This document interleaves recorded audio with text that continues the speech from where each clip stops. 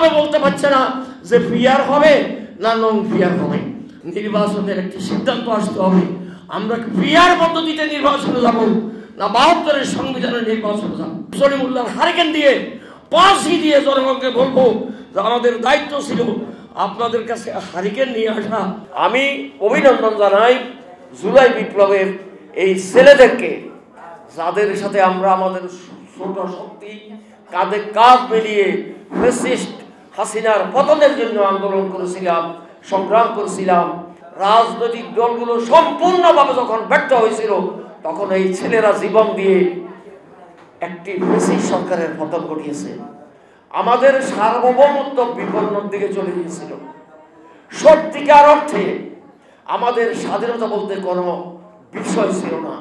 আমি ৬০-এর দশকের রাজনীতি করা মানুষ, তখন আমি বহুবার গ্রেফতার হয়েছি, বহুবার জেলে গেছি। আমি তখন শ্রমিক আন্দোলন করতাম, বিভিন্ন মামলা ১০, ২০, ১২, ১৫টা মামলা তখন আমার বিরুদ্ধে থাকতো বিভিন্ন শিল্প এলাকায়। আমি অনেকবার গ্রেফতার হয়েছি।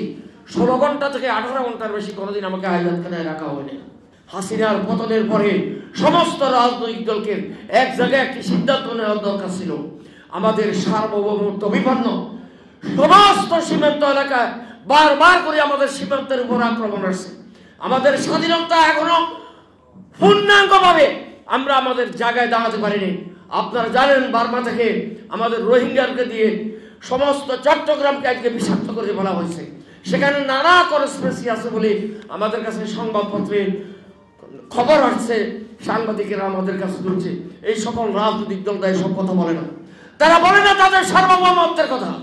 আজকে কি কারণে প্রশ্ন আসছে সংবাদপত্রে, এই দেশের রাজনৈতিক দলগুলো আবার ফ্যাসিবাদ সৃষ্টি করার জন্য ভারতের বিভিন্ন কৌশলের মধ্যে তাদেরকে মাথা ছাদ উঠছে।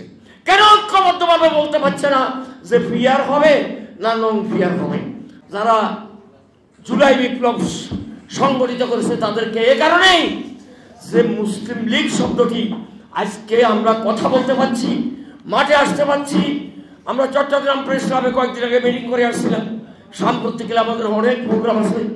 নির্বাচন সম্পর্কে আমরা দলীয়ভাবে সিদ্ধান্ত নেব। আগে নির্বাচনের একটি সিদ্ধান্ত আসতে হবে। আমরা ফিয়ার পদ্ধতিতে নির্বাচনে যাব না ৭২-এর সংবিধানের নির্বাচনে যাব। এই দুইটির সিদ্ধান্ত আসলে বাংলাদেশ মুসলিম লীগ হতে পারে, হয়তো একটা আলোচনার ভিত্তিতে আমরা কোনো জায়গায় যেতে পারি।